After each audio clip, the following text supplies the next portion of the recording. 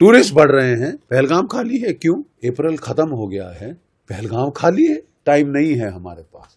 Indus water treaty को abrogate किया है, वो बहुत सख्त कदम है और पाकिस्तान हिल गया है। वो उसे एक्ट ऑफ वॉर बोल रहा है। और साहब वो जो क्रुंदन देख के मैं तो अपना आपा खो बैठा। तूने मारा है मेरे हस्बैंड को, हमको भी मार। उसके बेटे ने भी गाली दी थी। ये भी आई एम प्राउड।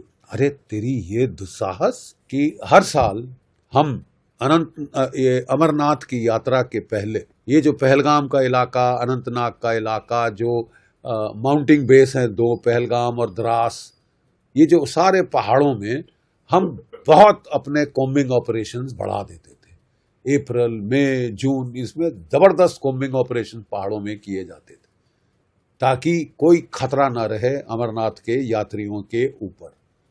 अप्रैल खत्म हो गया है, पहलगाम खाली है।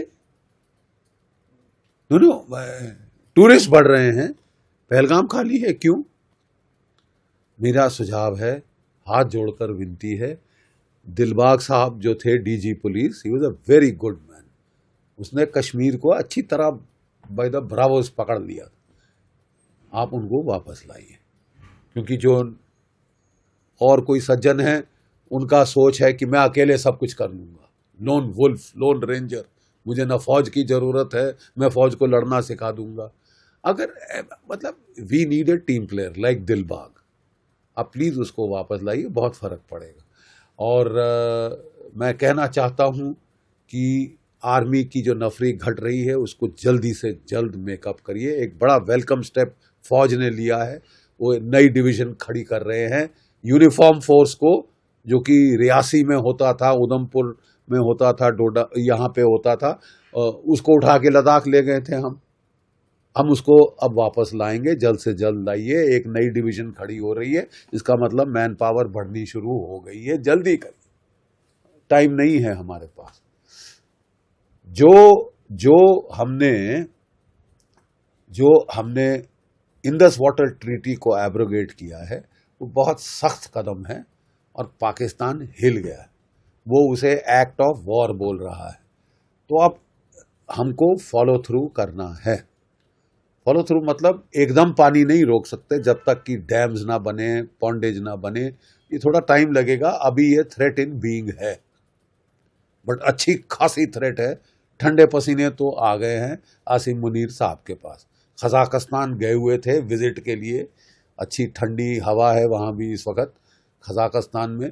दौड़े वापस आए हैं।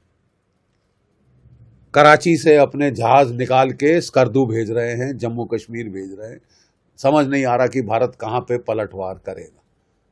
अच्छा है कि आसिम मुनीर साहब के सर में दर्द हो, उनका ब्लड प्रेशर बढ़े, उनकी बैक में लो बैक एक हो, क्योंकि क्योंकि ये सारा तमाशा उनका क्रिएट किया हुआ है।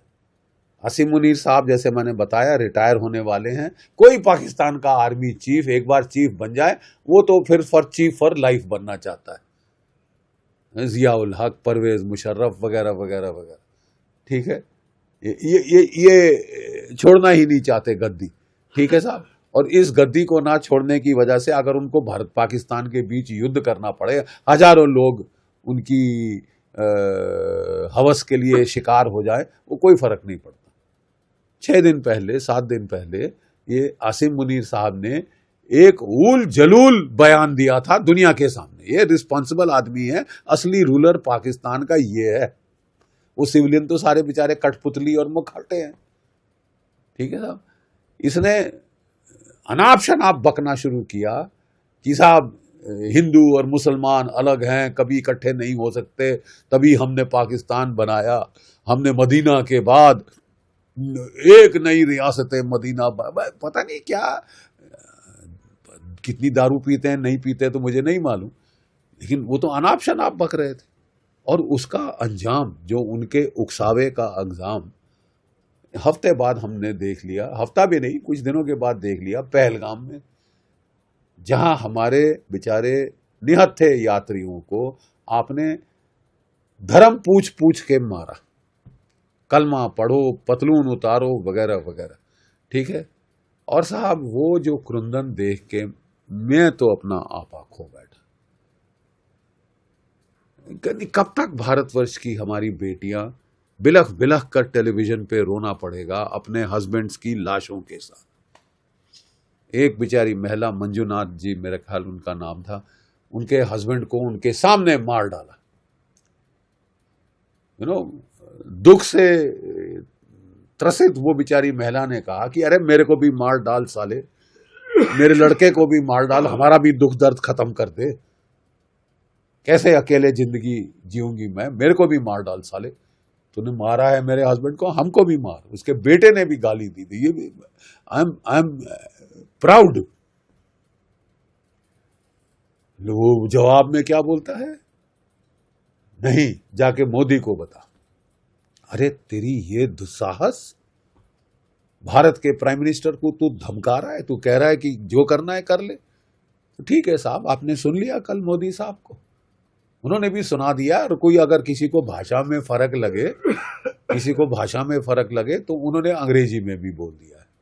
आई एम वेरी श्योर कि अब फॉलो थ्रू होगा, क्योंकि IWT abrogation by itself, diplomatic measures are the first steps.